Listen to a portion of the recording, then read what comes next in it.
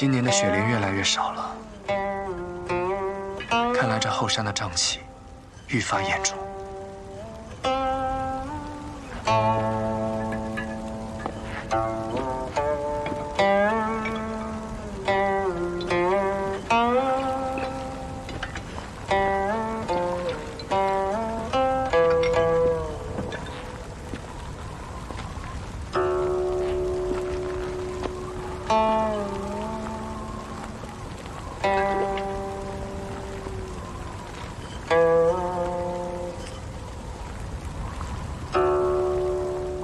这瘴气不知何时才能减弱。若新职恩能够早日继位，希望他能有所作为。你对他抱有期望？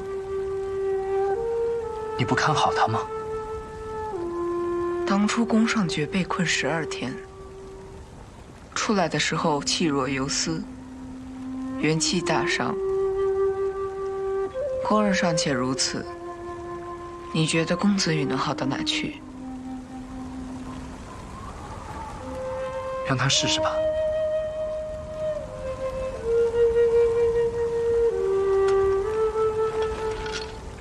去叫醒他吧。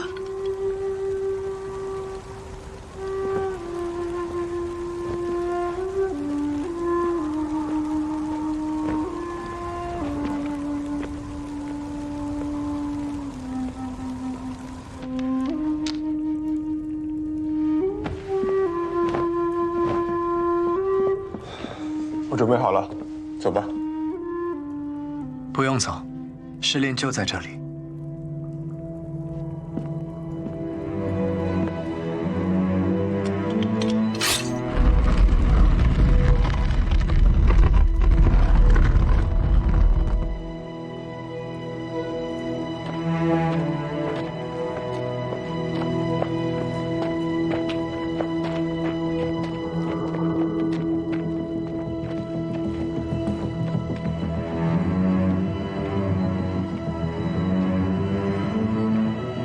于公子，此处便是3域试炼的第1关所在地——寒冰莲池。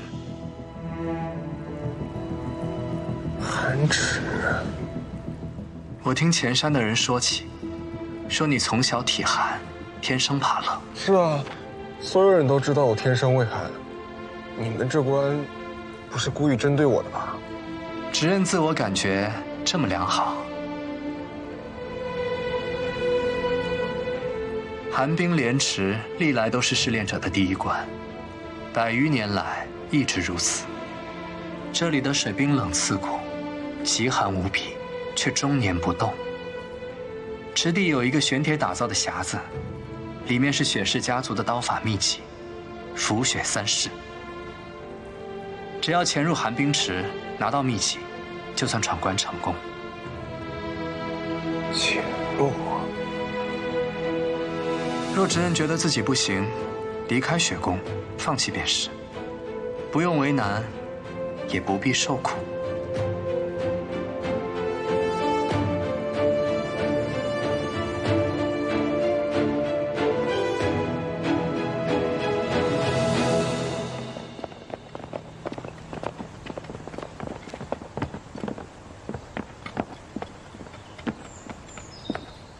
那根得跑松点。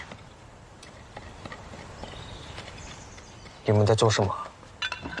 薛公子，种花。种花。种花。上官小姐说，雨宫的兰花开了，很是好看，所以张罗大伙儿一起种上了杜鹃，说等到春天，开的定会比雨宫的兰花更美更艳。你又在擅自揣度我的心意。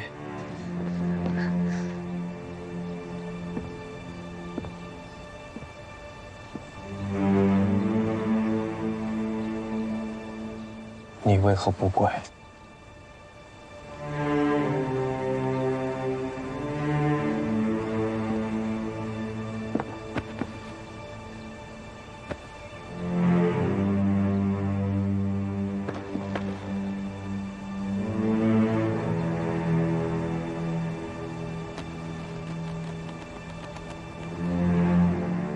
哥哥没叫你跪，只是问你为何不跪。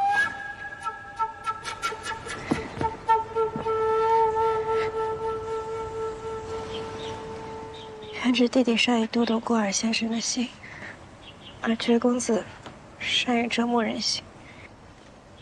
跪也是错，不跪也是错。我同哥哥一起长大，都不敢对他妄自揣测。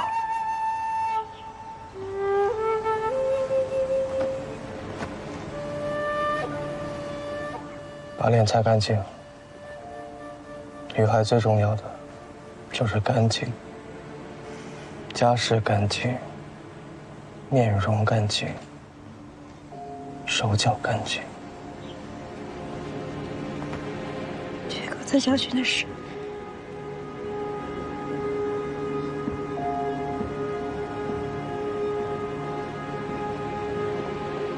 把那些乱七八糟的东西都拔了。 只要白色的。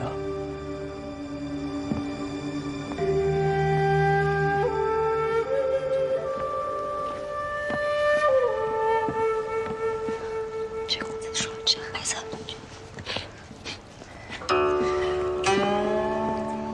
抱歉了，大家。大家怎么了？觉公子说要白色杜鹃。 是啊，害大家把莫回一绑上。不啊，上官姑娘，这很了不得啊！是啊，我在绝宫这么久，只听过公子说不要、不行、不可以，这还是头一次听他说要呢。是啊，上官姑娘，上官姑娘才来多久呀？公子就鸡鱼也吃了，也知道要了。这要是正式成了亲，可不得了了。大家快别取笑我了，宫二先生肯定是看大家辛苦才于心不忍。 是我太冒失了，我去厨房给大家熬点汤水。多谢上官姑娘。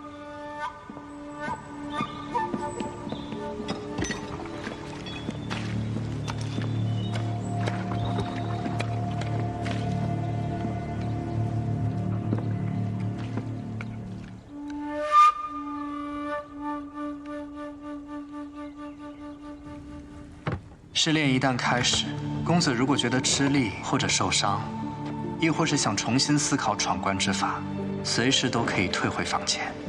何时重进入次数都没有限制。但若是中途离开雪宫，即意味着试炼失败。于公子多多保重。虽然阿云给我准备了冬衣，但我总不能穿着衣服下水吧？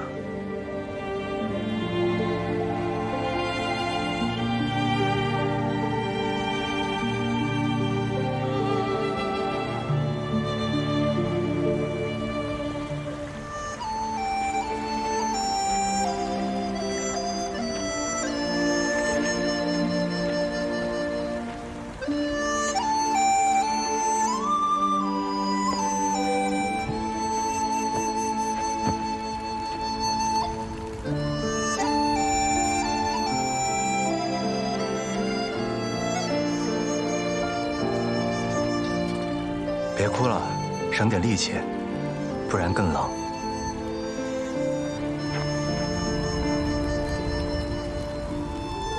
他的脉络异于常人，天生易寒体质，所以才如此怕冷。那带回去帮他调整下脉络，雪莲还有的哦。调理什么？他是前山之人，而且一看就不是来这试炼的，误闯误入这里罢了，送他回去就好。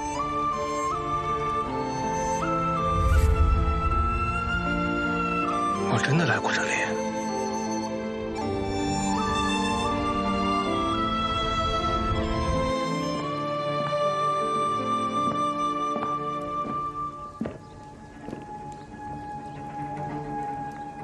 乌姬夫人，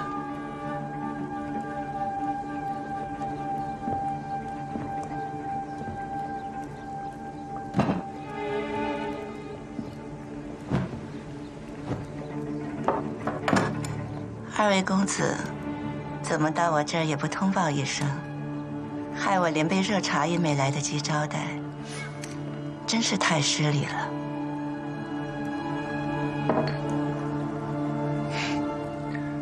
冒犯之处还请夫人见谅。我们这次来，是为了公子羽的身世。二位是不是忘了，我是羽宫的人？虽说不是子羽的生母，但宫门上下也都知道，我是子羽名义上的母亲。这又不妨碍我们合作。合作？公平合作，各取所需。在宫门那么多年，我想要的都有了。上元灯节马上就要到了，雾姬夫人不想上街走走，看看花灯吗？人年纪大了，热闹的地方就不想去了，不看也罢。天下之大，自然有清静人少的地方。雾姬夫人不想自由地走走吗？我助你离开宫门，承诺你一生无忧，宫门族人永不追扰。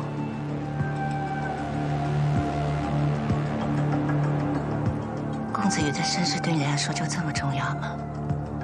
他的身世我不关心，但他若想做这个职任，我就必须查清楚。时隔久远，许多细节需要仔细回忆。若是雾姬夫人想起了什么，随时来找我。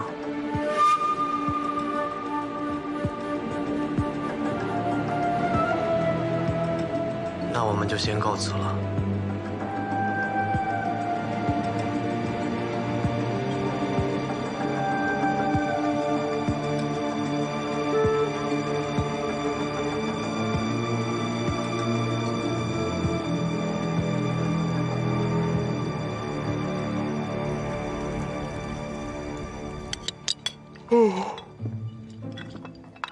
都3更了，你每天都这么晚啊？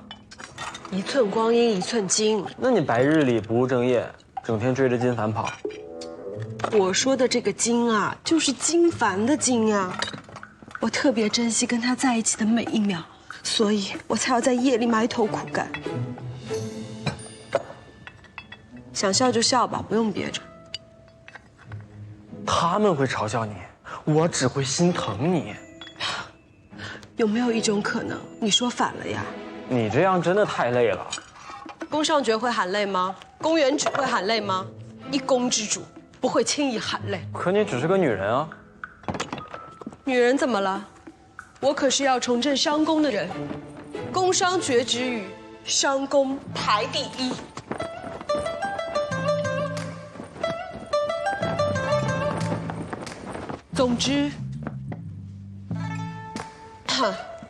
总之，我一定要让我父亲觉得，有我这么个女儿是他的骄傲。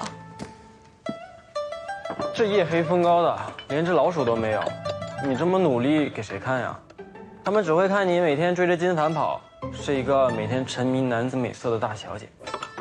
我才不管别人怎么想，只要我自己心里清楚就行了。人嘛，是为自己活的。你是为自己活吗？你是为你父亲活吧？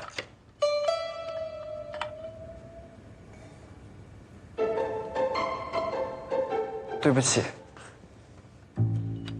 无所谓了，反正在出成果之前，我默默努力就好了。我相信，终有一天，我一定可以。等着有一天一鸣惊人？错，是惊天动地。我们在干的是天雷地火的事。什么？我在跟他说呢。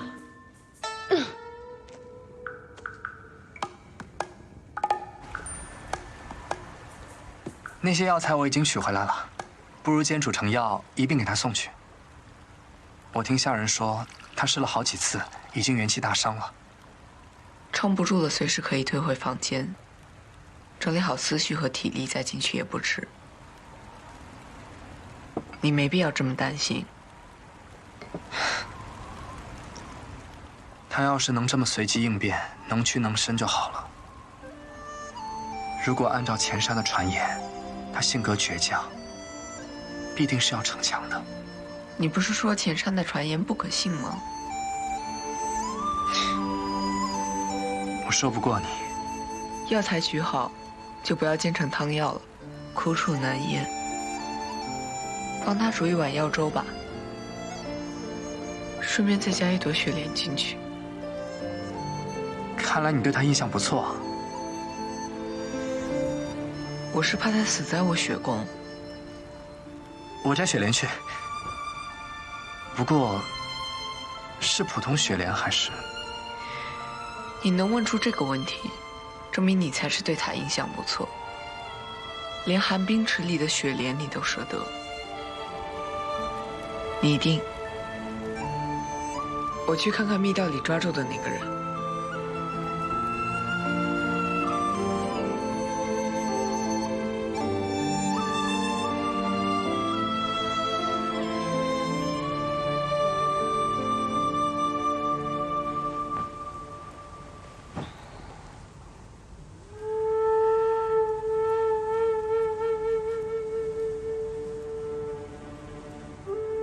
这是哪儿？这是你不该来的地方。你可是钱山之人？我是雨宫的人。知恩大人走得匆忙，忘了东西，所以前来找他。不小心在密道中迷了路，触发了机关。密道中的蜡烛和火把，燃烧的是靠特殊灯油。油中有氰毒，长久不出，就会四肢发软，失去意识。这是解药，谢谢。你上面说的这些我都信，但你告诉我，你为何穿着一身刺客的夜行黑衣？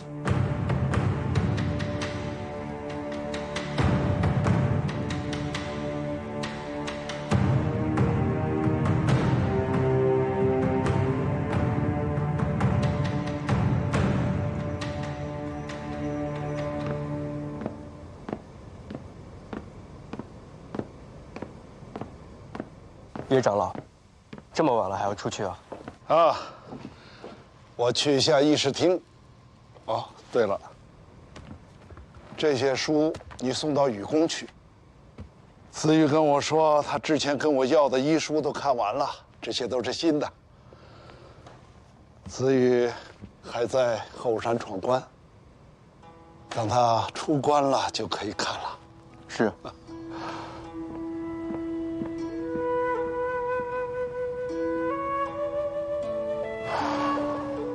子玉啊，希望你一切顺利。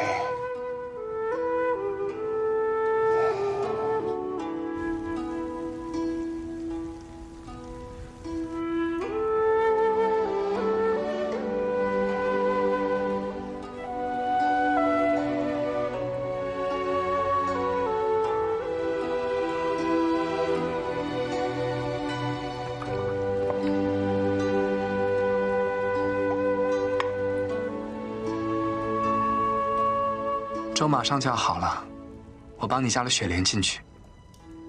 这可是我们雪宫才有的好东西，能帮你恢复内力，强身健体。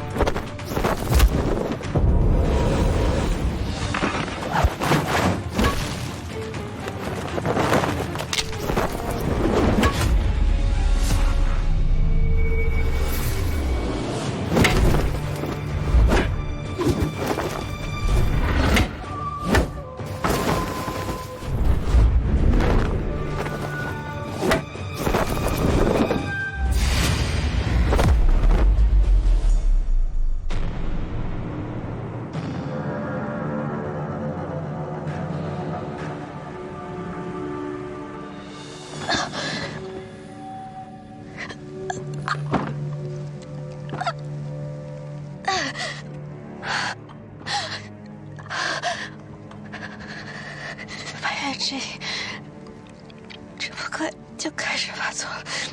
所以，一定要在半月之影的期限到达之前，有重要的说话，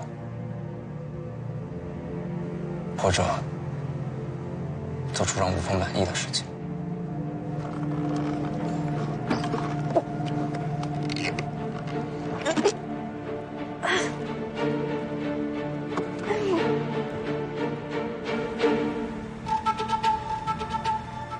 你用的是剑法，不是刀法。你不是宫本之人。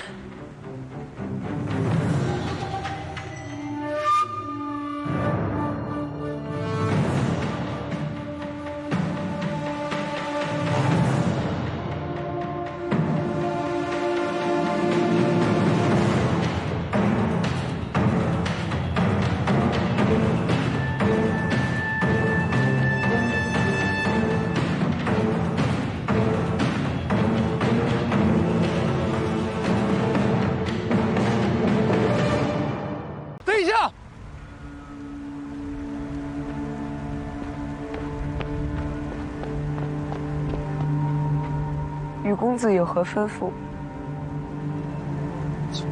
你会说话？哎，他是我的绿衣使，之前我吩咐他去准备一些东西，所以来晚了。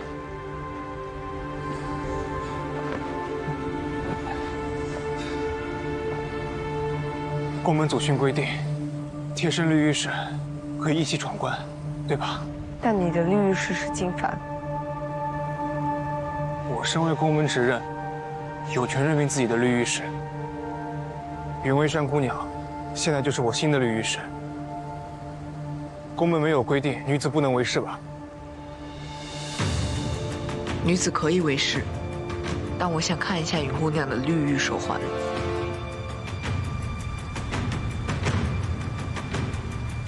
我进入后山试炼比较匆忙，所以还没来得及。在这里。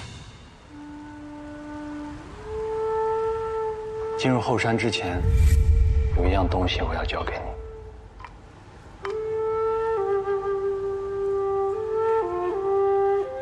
如果被人问起，就说你是执刃大人的绿衣使。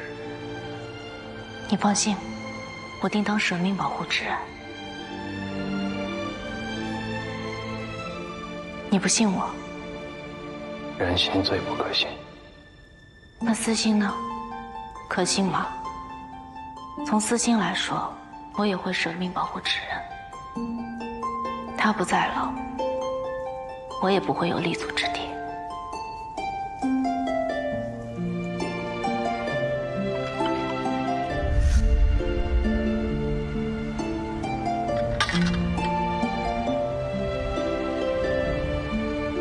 我去准备一间客房，云微山姑娘，请跟我来。不用。我和云姑娘同一间房即可。这不合规矩吧？云微山姑娘是我指定的未婚妻，父亲去世，我当首相，只是暂时推迟了婚期而已。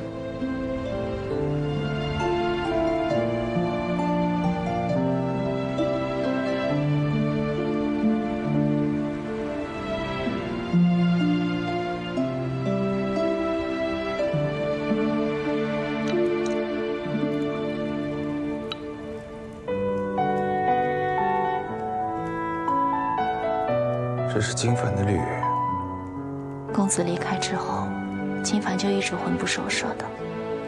最后，在我和大小姐的逼问之下，才透露说三羽失恋极其凶险。于是，我和大小姐逼迫他协助我，偷偷来后山找你。我都能想象到这公子上是怎么逼问金凡的。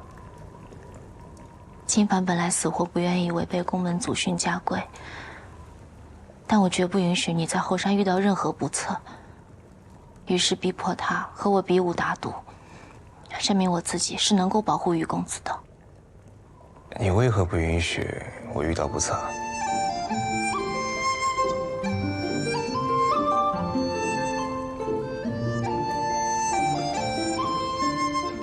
你说呢？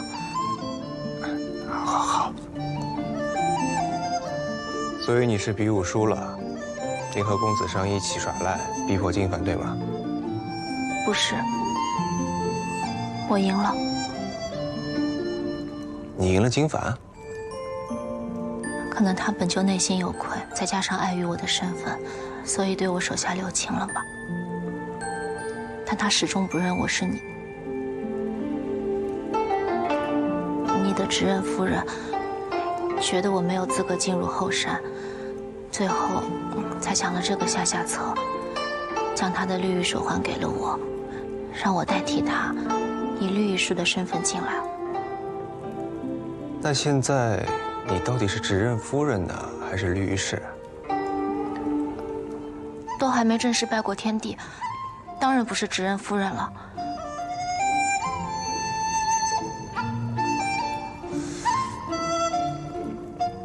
那这位绿玉氏大人，能否请你把那边冷的药粥再热一下？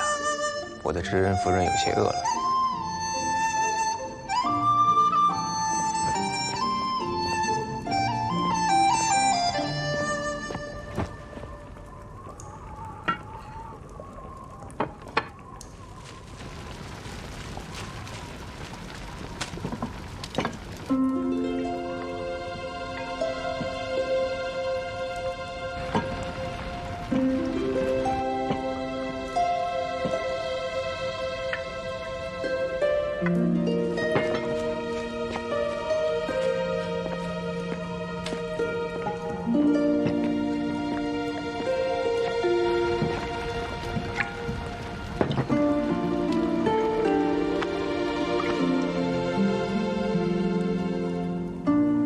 我想把这屋子照得更亮一些，这样就能把你看得更清楚。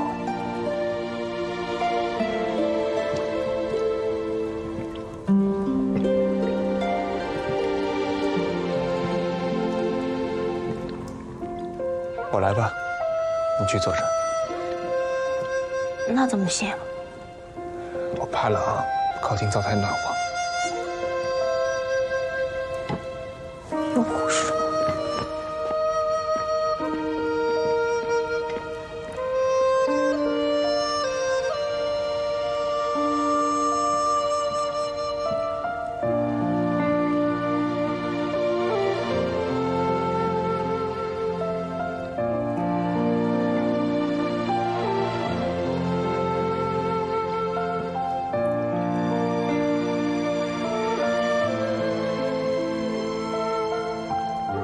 姐，你有什么心愿吗？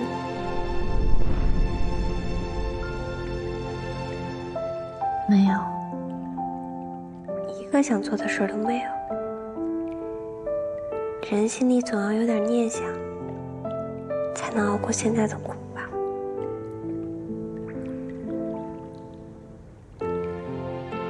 如果一定要说的话，我就想过着寻常人家的日子，为心爱的人洗衣、煮粥，在大雪封山的隐士角落里，点一盏灯，烧一炉火，过着无人打扰、厮守的日子。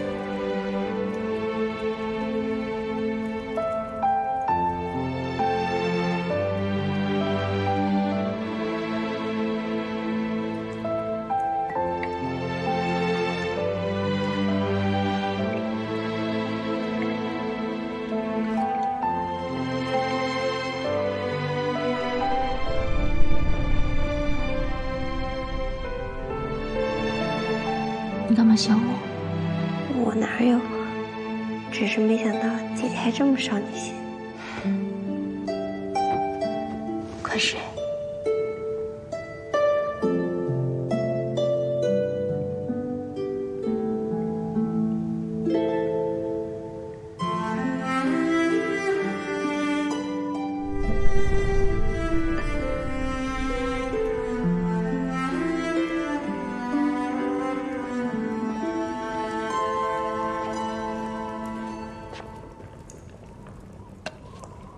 让一让。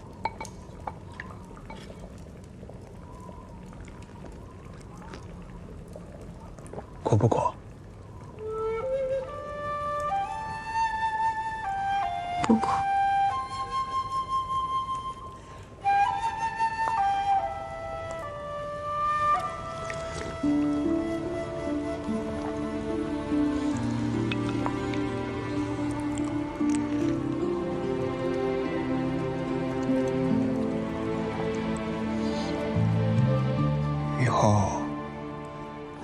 不会让你吃苦的。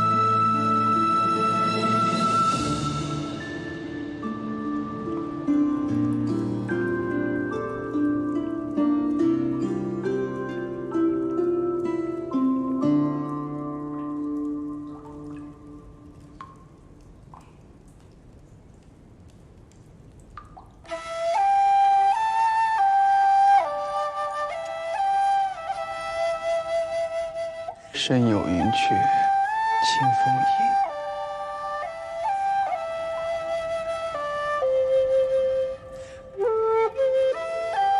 心若磐石，安神灵。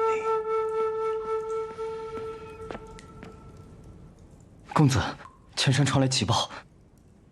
何事？岳长老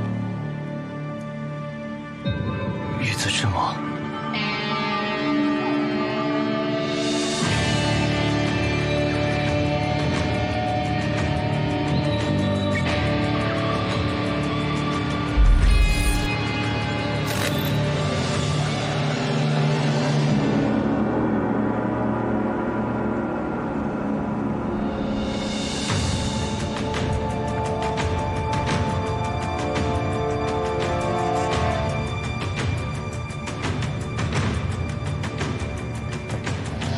于公子，前山传来急报，需要大人您立刻返回。开什么玩笑？试炼还没结束，现在回去岂不等于失败？谁传的报？宫云指还是宫尚权？知人大人，事关试炼，请你考虑清楚。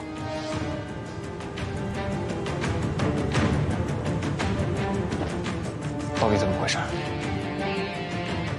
岳长老遇刺身亡了。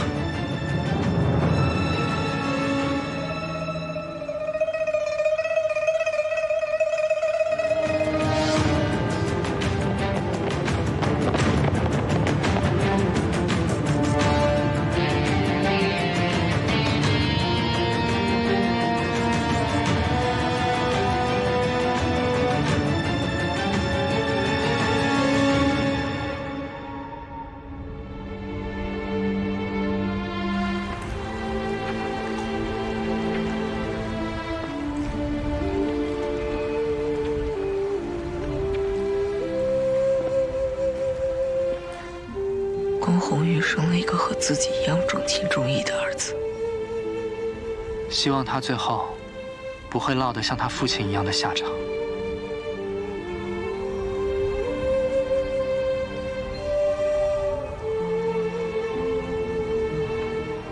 宫门执刃的存在是为了守护家人周全，亲人逝去还让我专注试炼，我做不到。就算成功了，意义何在？如果连族人的生死都不管不顾，这种执刃不做也罢。为宫门生，为宫门死。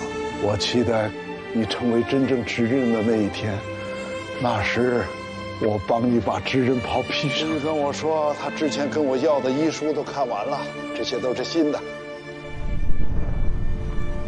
子羽啊，希望你一切顺利。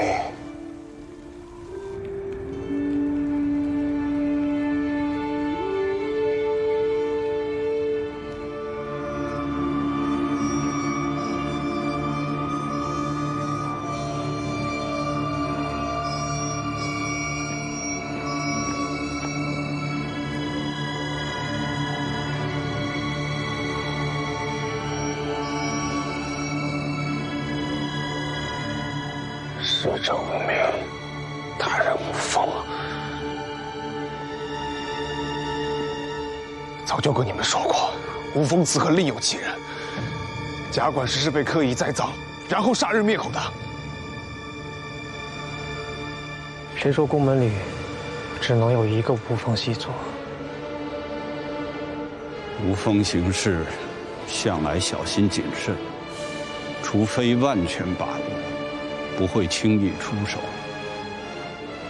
绝公子说的没错，若真是势单力薄，吴峰不会轻易暴露。留下血字，点名吴峰，更像是一种示威宣告。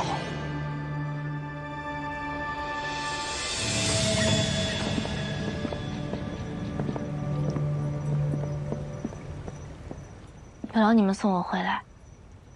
宫门今夜不平，云姑娘勿要四处走动，还请早些休息。好。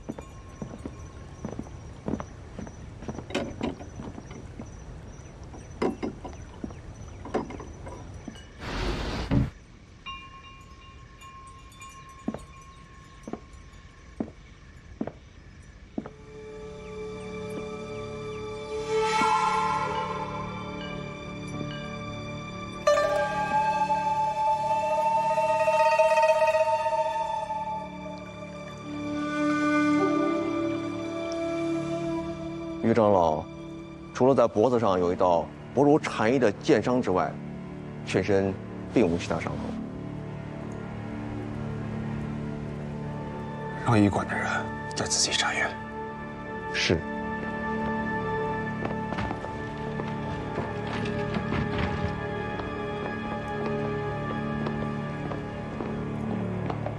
至高的守卫，难道没有发现任何异常吗？你到的有点太晚了。我们已经仔细盘查过了。今夜议事厅的守卫是岳长老自己吩咐撤掉的。直到议事厅传来浓烈的血腥味，侍卫们才发现岳长老被害。而且，岳长老把自己贴身的黄玉侍卫也留在了侍卫园。岳长老如此神神秘秘地单独赴约，倒像是要会见什么了不得的人。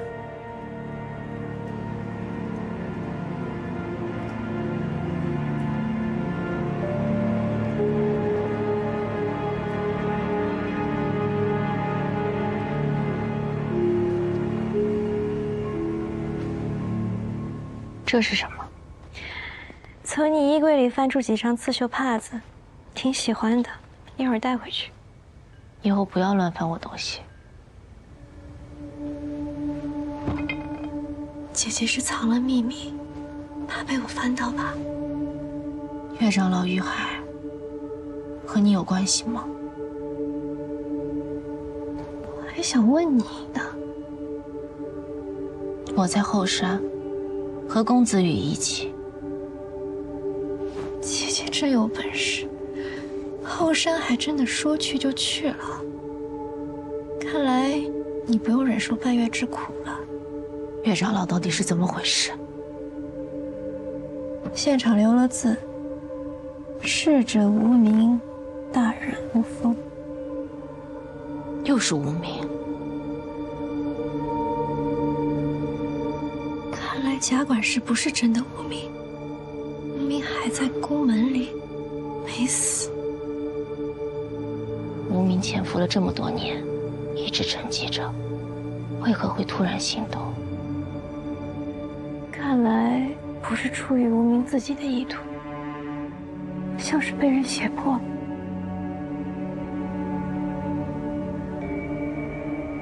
他在宫门里如此肆无忌惮的杀人，只会引起宫门高度戒备。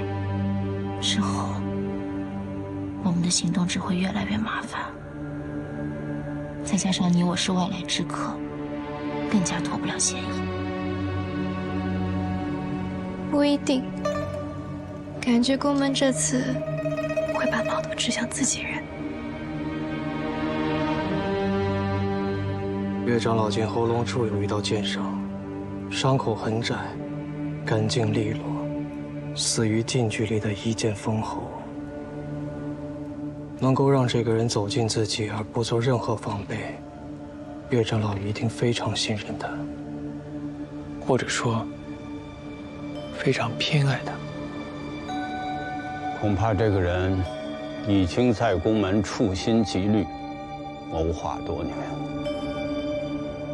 地位更在贾管事之上。他能蒙骗我们多年，定是手段不凡，我们更要加倍小心。一只无风养的狗而已，不敢正大光明，只会暗中潜伏，兴鬼祟之风，行猥琐之事。那你别把狼当成了狗。要以清心的话，岳长老的死就是前车之鉴。你这是威胁我还是诅咒我？怎么，下一个就轮到我了？不管是狼是狗，总归是露出了他的爪子。宫门现在上下已经全面检验，找出无名只是时间问题。宫门越乱越好，我们更好趁乱完成任务。宫门出了这么大的事情，公子羽的试炼还能继续吗？要不然你跟我一起去前山，我的事情不需要你操心。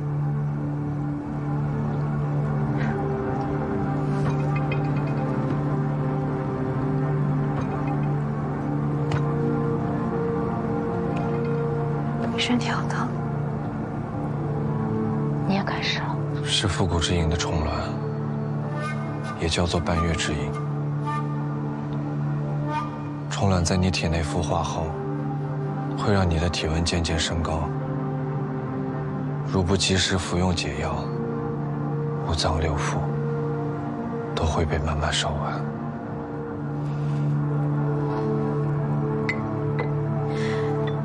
这是寒水石和紫花地丁泡的茶，我基于感求来的药材，解不了毒，但至少可以减轻痛苦。你喝吧，我走了。你来这里就是为了送这个。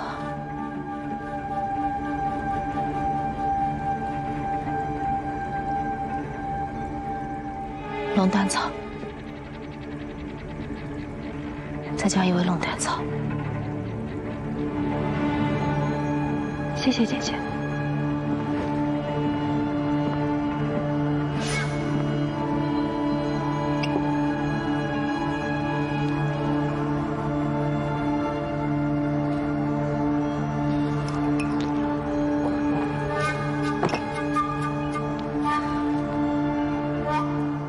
岳长老位高权重，不会单独接见身份低微之人，所以当务之急就是将宫门内所有管事之上的人进行彻底排查。虽然内务向来是禹公的职责，但禹公子正在后山进行3域试炼，追查无名之事就交由我来负责吧。上次你们调查完，就说贾管事是无风细作，这一次怎么放心交给你？公子羽，你是不是没通过后山试炼，又不好意思承认，所以以借调查无名为由，逃避试炼呀？子羽弟弟此刻出现在这里，想来第一关试炼已经顺利通过了吧？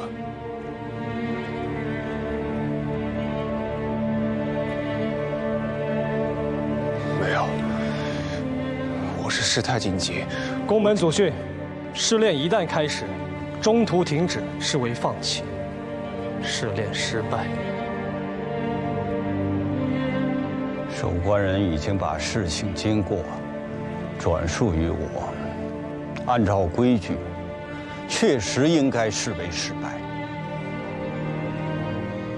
但是，执刃知晓岳长老遇害，在得知会被视为试炼失败的前提下，依然毫不犹豫地选择回到前山，处理宫门事务，恰好说明子羽时刻把族人安危放在首位。所以，我代表后山雪宫，破例允许执刃回去，继续闯关试炼。华长老，你同意吗？既然雪长老这么说了，那我也就不再多言。但请各位记住，今天宫门上下为了公子羽改变了宫门祖训，那以后发生事情也就有了参照。宫门家规不再是不可撼动的铁律，只要有利于族人利益，那宫门的一些陈旧家规，该改的就改，该破的就破。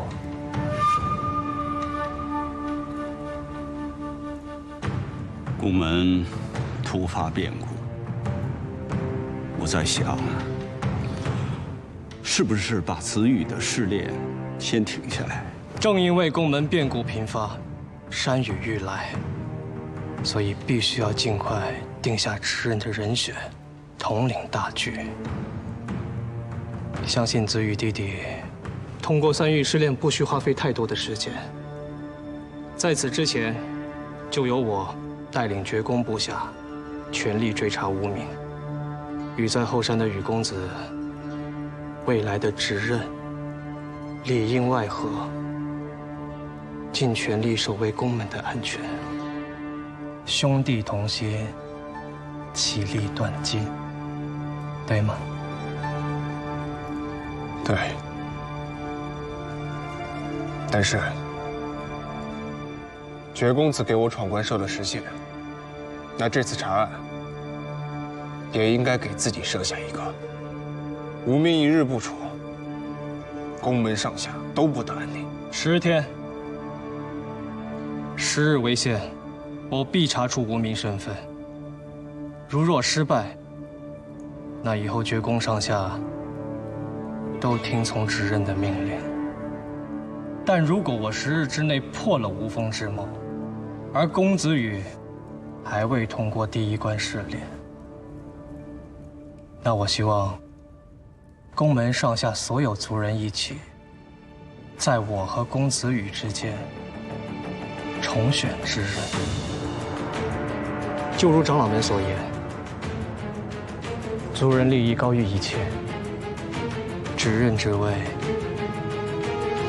能者居之。可是公家门规从来没有重选执刃一说。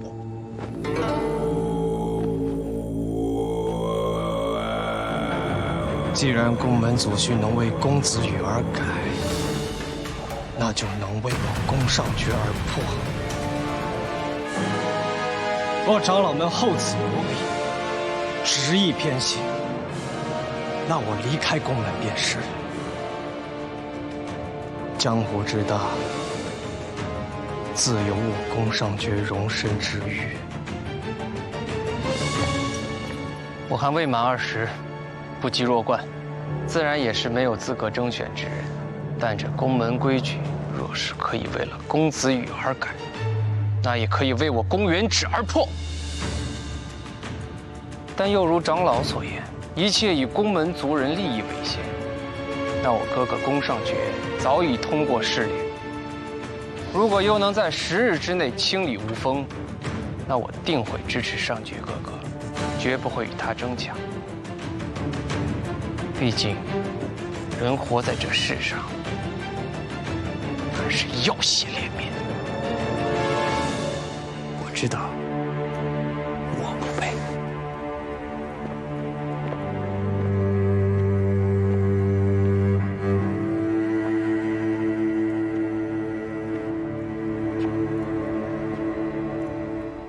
事发太过突然，一切只能从简了。哥，此人是谁？几位公主还是太过年轻，长老更迭是初见。岳长老亡故，按照宫门规矩，由岳氏族人继承长老之位。岳公子，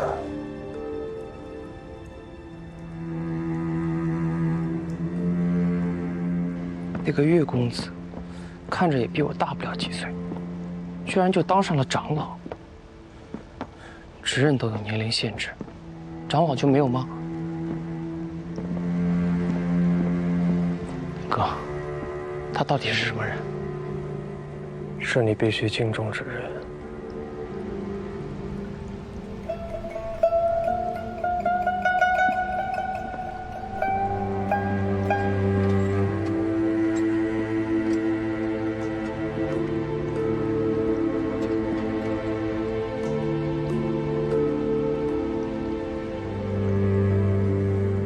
武姬夫人，真是稀客啊！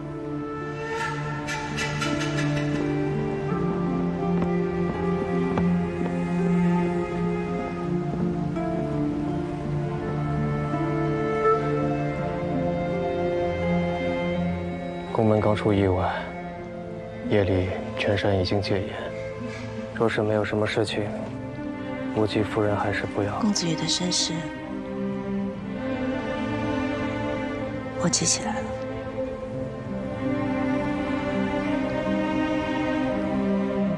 夜路霜降，屋外寒冷。武姬夫人，随我回绝宫详谈吧。耳目众多，人言碎杂，我随公子走走就好。那我送夫人回雨宫。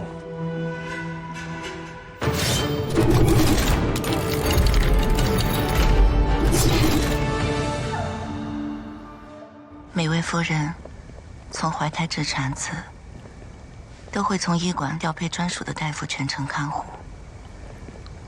医馆也会留有档案记录。兰夫人的医案我早就看过，上面清楚记载早产。医案是假？医案是真，但老执人偷天换日，改了几页。我明白了，这几页在武姬夫人这里。绝公子聪明，但武姬夫人不会轻易给我。我自有办法让他拿出来。执公子精通毒药，说实话，我还是有些害怕的。我作为死去之人的侧室，我本来就只算是半个公家人，我的命不值钱。但要想操实公子羽的血脉身份，光凭几页旧纸恐怕不够。如果到时候我能作为人证，医案作为物证，定能助绝公子成事。原指弟弟少年顽劣，不懂礼数。武姬夫人不要介意。你能突然想起往事，自然是好。只是我很好奇，是什么让你改变了心意？毕竟，你是子羽，亲如己出。我在这儿待得太久了，久到已经厌倦了这里的一切。老执人身故，宫门又逢多事之秋，待在这里只会日夜惶恐。我想远离这腥风血雨，在这世间找一安宁之地，独自余生。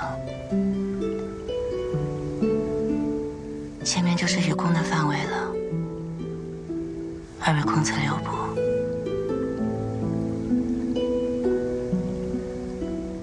夜路曲折，绝公子不要走错路才好。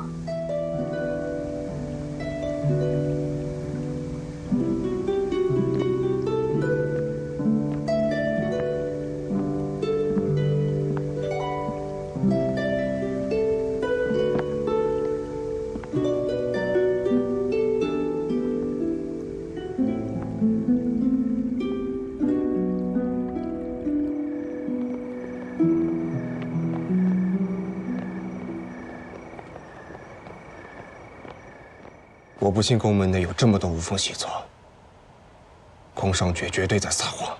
但令牌不假，也有血字为证，贾管事也确实死了。那宫上爵的目的是什么？威慑。威慑，让宫门自乱阵脚，胡乱猜测。谁说宫门内只能有一个无风细作？其实宫门内的无风细作，从头到尾只有一个人，他就是故意虚张声势，混淆视听，把贾管事的事情掩盖过去，顺便制造出强敌压境的紧张气氛，让宫门内部动荡。他想干嘛？他都堂而皇之把事情说出来了，还不知道他想干嘛？他想换执任呢。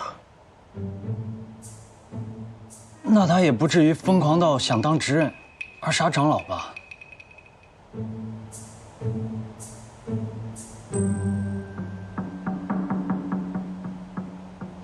对了，关于第一关试炼，我要是你，我就找云姑娘商量商量办法。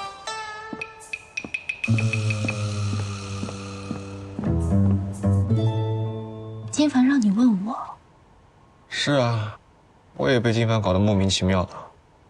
他只告诉我第一关考验的是内力，其他就没说了。内力？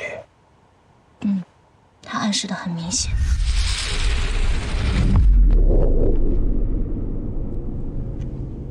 但这寒冰池，怎么看都是考验水性啊。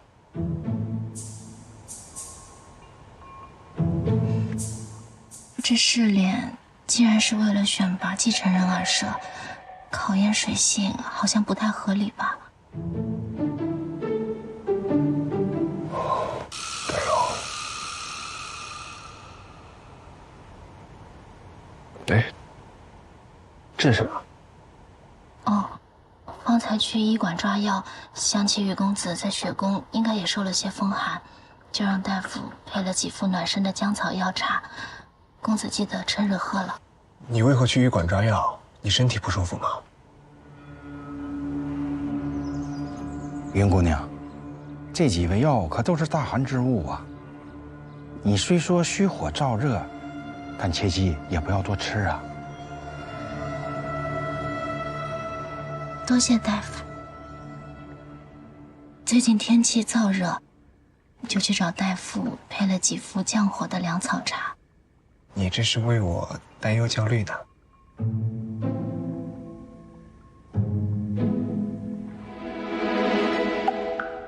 方才看见下人们都往屋子里送兵，说公子要练功。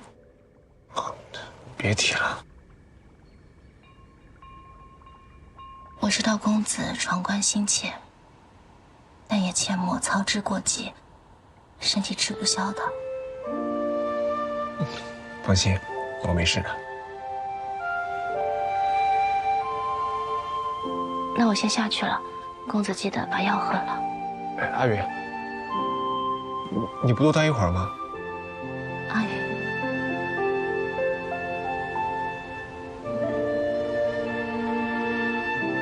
阿云不好听吗？听起来像是小猫的名字。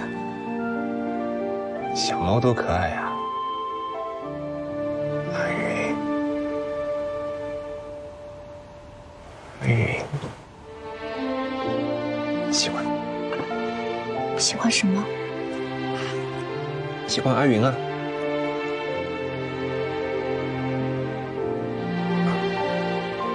喜欢这个名字。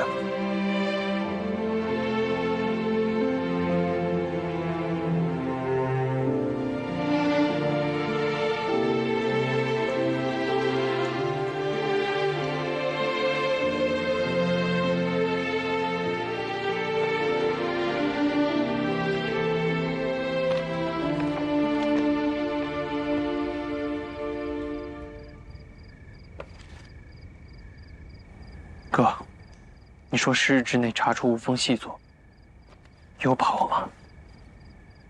你打算怎么办？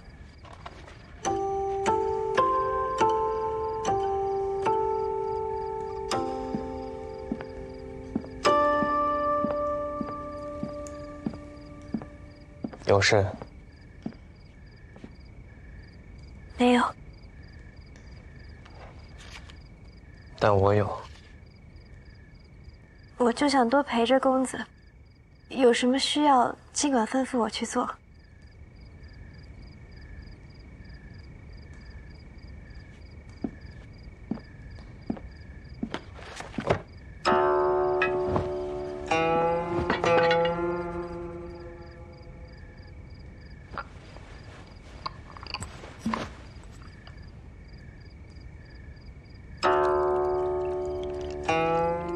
月桂。我看公子总爱在房间里点月桂熏香，就去药房领了一些月桂花叶，熬制了精油。我爹爹是文官，总爱在末里加一些上官家特殊调配的香味，为了辨别文书的真伪。所以，我也想给公子加一些。可能没什么功用，但如果公子闻着，心神愉悦，清净思绪，也是好的。你知道我为何喜欢月桂？教我礼乐的先生也曾教我辨识花草，粗通药理。月桂是种既恐怖又有魅力的植物，它的花意是蛊惑。的确，世人常说，月桂既危险又迷人，代表了蛊惑。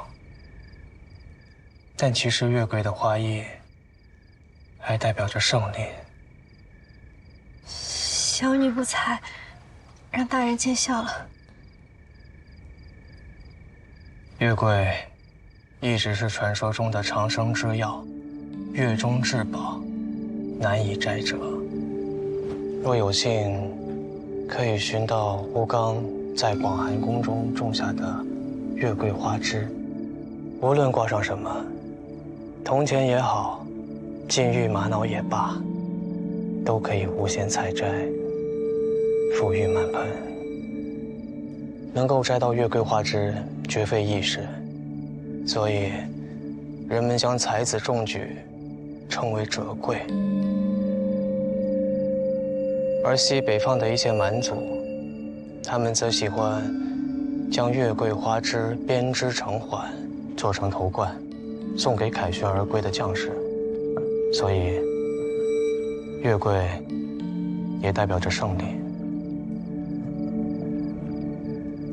这才是我喜欢月桂的原因。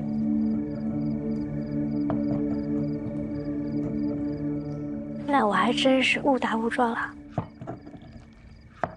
我原以为上官姑娘只会做饭种花，想不到你还精通文墨。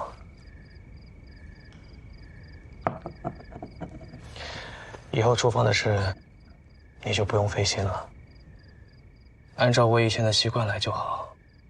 待在厨房对你来说有些委屈。公子若是不喜欢鲫鱼，我可以换其他的。我确实不喜欢。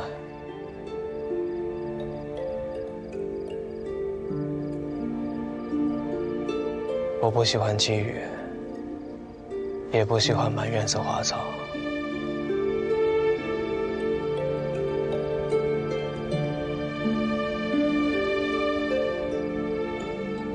那公子为何还任由您初到绝宫，急于建立威信，我自是不便驳了你面子。你是我亲自指选的新娘，绝宫未来的夫人。但是，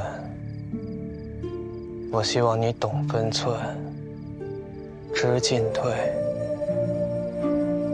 远是非。什么都逃不过公子的眼睛。你说的没错。方才是不是去了愚公？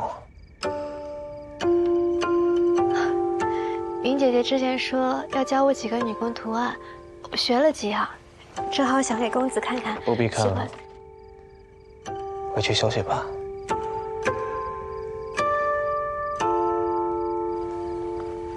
是。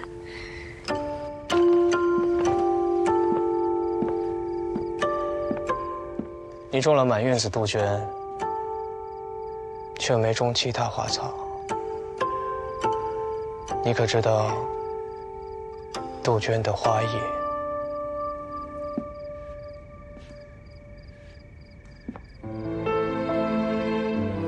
知道。上官姑娘为何只选杜鹃呢？因为杜鹃花的花艺时，我永远属于你。哎呀，姑娘心思可真细，好浪漫呀！但愿学公子能懂姑娘的心意。宫二先生饱读诗书，自然能懂。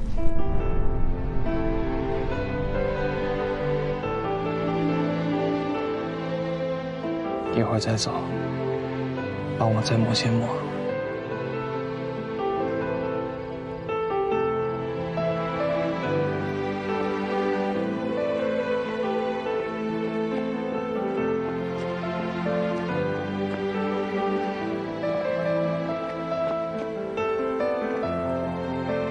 将岳长老的灵位放进宫门祠堂。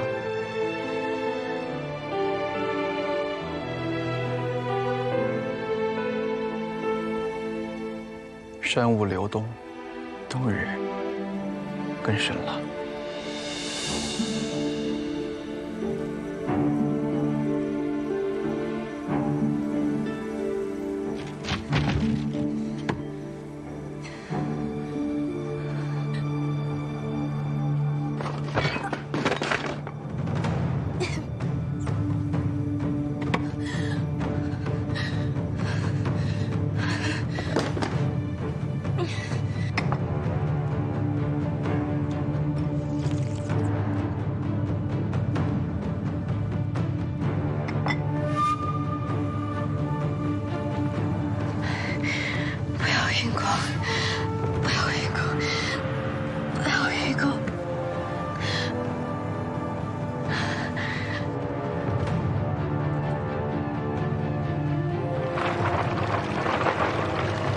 执人大人，您飞木的兵已经准备好了。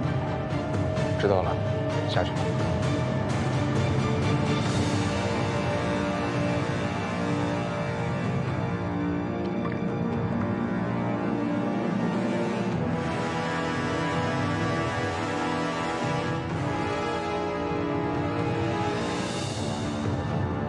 相信子羽弟弟闯完3域试炼不需花费太多时间。在我和公子羽之间重选之人，执刃之位，能者居之。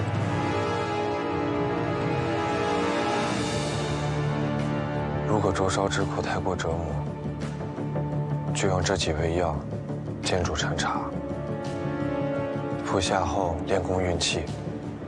你的内功心法云锦心经，本就是一种自噬性很强的极阴心法，这种内力会让身体发寒，但是恰好能够对抗半月之影带来的灼烧之苦。